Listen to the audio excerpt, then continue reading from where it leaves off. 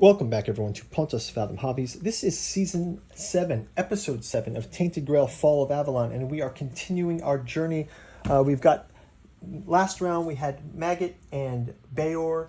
They activated a menhir in the Serene Visage. They climbed that Serene Visage. We're actually going to move, I'm going to just slide these over for now, because we need the sort of the board real estate. I'm going to slide these guys over. We do have this menhir still lit here, but we'll just leave him doubled up in case we need to. We'll slide this over. We've got crow's nests above. So we're at the top of the island here. And we've got Moon Ring, Mirror Lake. We do have a 4-dweller on the board, but he's not hunting us actively. And we're going to put 131, the timber wall here, the underwall. And then this is 150. Let's see what 150 is. 150.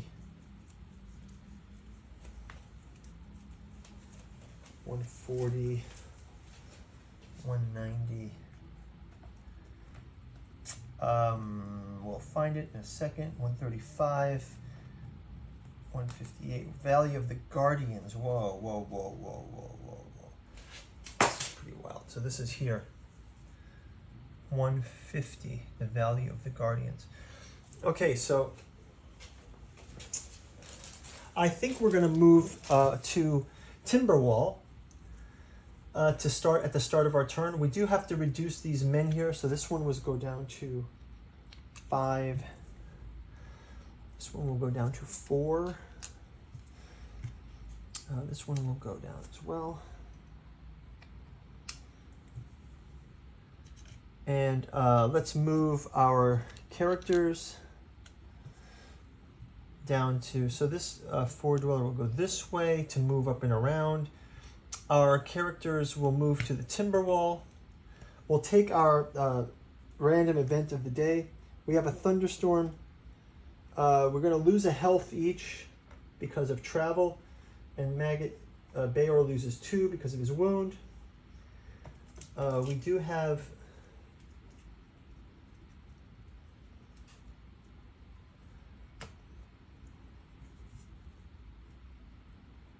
okay, we've got that as well. So we're going to go to Timberwall. When we enter Timberwall, it says draw a blue encounter card when you enter this location. So we grab a blue encounter card. This is going to be the Suspicious Guard. So we're going to go ahead and place this up here. Suspicious Guard, we'll give him the starting here. We're going to explain ourselves, put a marker here. We're going to first grab our diplomatic actions, and we'll start with the eye for death. We do gain 1 increase here for this one, and then we'll switch it over to Maggot. He's going to get a ×2 if he can get that bottom one. We also can draw a card on this one.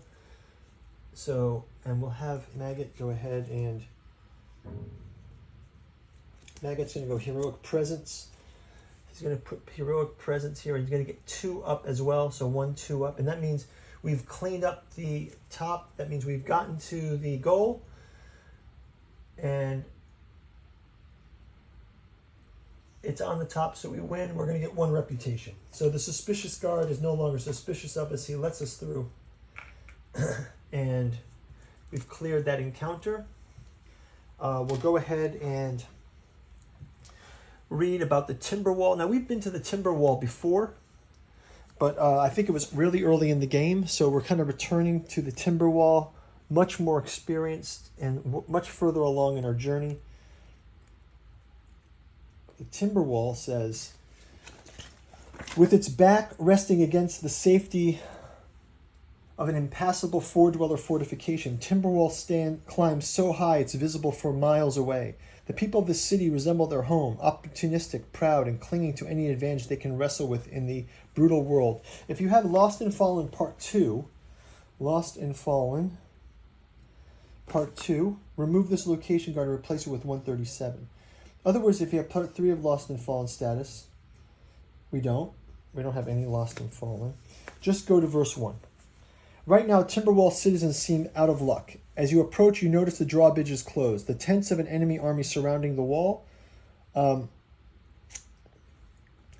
can either, as you ponder, a group of vicious-looking mercenaries come to meet you. We can either run away or face them.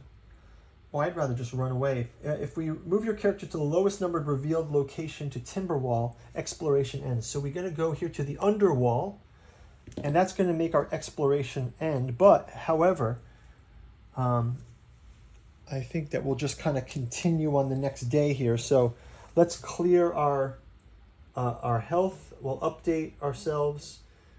Move this down. We'll actually give Maggot another magic. He won't heal that terror he has. We'll grab our next random event, and we have a dense mist. Each exploration location without a settlement costs an additional energy. So we're just going to grab one energy here. That's fine. We're in the dense mist. So this is the dense mists card. We've never seen this before.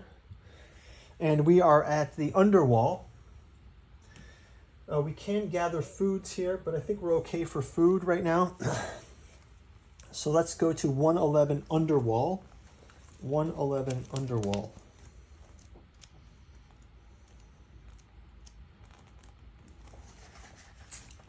We were also here at Underwall before. Let's go again though. The wall looms over this sparse forest like a thunderclap. Wherever you go, its disturbing surface keeps drawing your eyes with its texture of twisted bone. There are many openings in it. Could some lead all the way to the other side in the fabled riches of Tuathan? Fortunately, wild creatures don't seem to mind this imposing presence.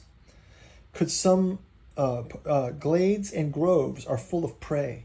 Far in the distance, you can also see a group of travelers struggling to drag their bulky carts through the wilderness.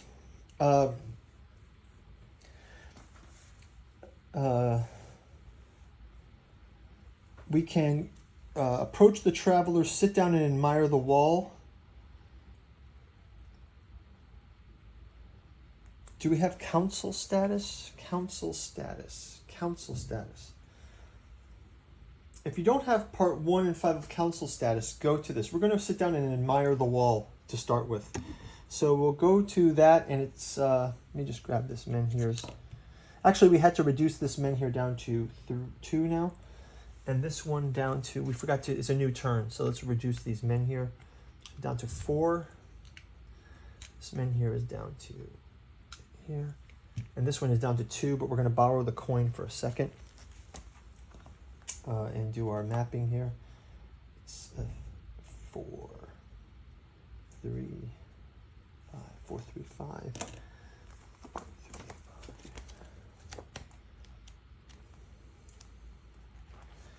4, 3, 5. You hear a woman shout, coming from deeper in the forest.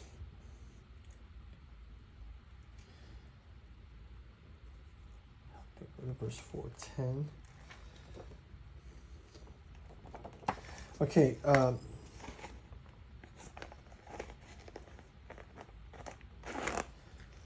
we're just going to ignore we're going to ignore it, we're going to go our own way. We're going to gain part 5 of the council status and our exploration ends. Our council status, we're just going to kind of go our own way. I think we've got a lot to cover here. So council status, we gained part 5. And I believe we have the ability to raise a menhir here as well. So this menhir is going to expire in a turn. I think we're just going to take this Faldorca menhir. He will expire in 2 turns. So let's go ahead and try to raise the menhir. So we're in Underwall 111. To raise the menhir, we need... So we pay 2 energy, which is only 1 energy each because of we've got the ritual chalk, and then we must play 2 magic. I'm gonna take that from Maggot because he can just generate magic, and we're able to place a new menhir. So we'll place this menhir at Underwall, and we'll place this coin here. Okay, So the new menhir is in place. And that's about going to do it for our round number 7. We'll see you guys in round number 8. Click through. We'll talk to you in the next turn. Thanks for watching. Bye-bye.